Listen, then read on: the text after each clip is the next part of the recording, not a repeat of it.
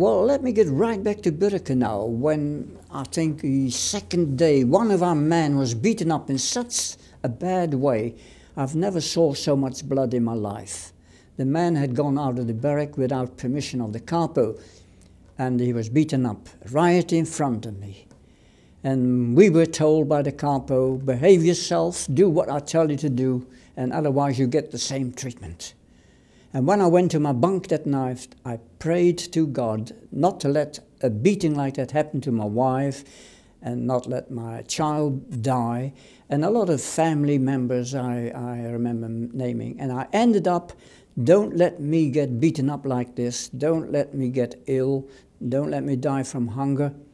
And I promise you that when I get out, if you can help me to get out, I will tell the outside world what happened in those camps. There is so much denial of the Holocaust. And there is an industry, even, of denial of the Holocaust. Conferences, I think, are being held by people. And the denial started as soon as the war ended. And it was the German guards who used to sometimes say to the inmates in the camps, yeah, some of you may survive, but no one will believe you. No one will believe what you've lived through or what you will tell them. They knew that what they did wasn't a thing that could be believed. And then I became a member of the Anti-Nazi League, demonstrating outside David Irving's house, trying to tell people, meetings we had. I talked and told people what my life was in the concentration camps, that Nazi rule is bad for life, and so on, and so on. And then we did this in 1993, on the 16th October, I think it was, 93, we marched from Elton, where a mass of people had gathered, black and white, young and old, but a lot of youngsters. And we marched 7 miles, I was told, that march, to Elton, near the British National Party headquarters.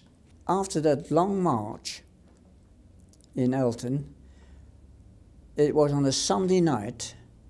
At about 11:15, I was ready to go to bed, and I was halfway up the stairway, if I remember, and I heard a loud boom. There was a ring at the door.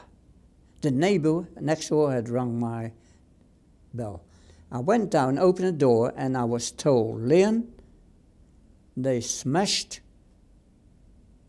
a big window. Someone had thrown a brick. And for that moment, I wondered, who was it, why was it? And then I realized it must have been the Nazis. Then, in the paper, in the Ilford Recorder, was, with big letters, we'll murder the Hebrew hero.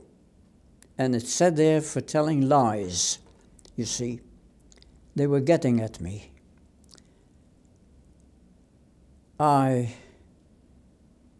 The Anti-Nazi League, I was a kind of their protection. They saw to that all my windows of the house, 9 windows I think, are covered now by wire frames so that a brick won't reach the glass. Are we going to kid ourselves to say that this could never happen here? Well, it's been kept at bay, and if the ANL work has done a lot against this spreading, then we are indebted. So I just want also to make sure that I don't speak on any political platform, because I think that this subject is strong enough, does not need a political platform. The only politic is the anti-Nazi bit, the Anti-Nazi League. And I first started speaking for the Anti-Nazi League because they seemed to be really well organized and outspoken. and they were what they said, anti-Nazi League. And that is what I'm interested. Their humanitarian approach, their sense of history. This is the important thing for me. I think that they have done excellent, excellent work. I am a survivor, and I speak out with a warning. Beware, if you don't do something about it, if you are indifferent, it can happen again.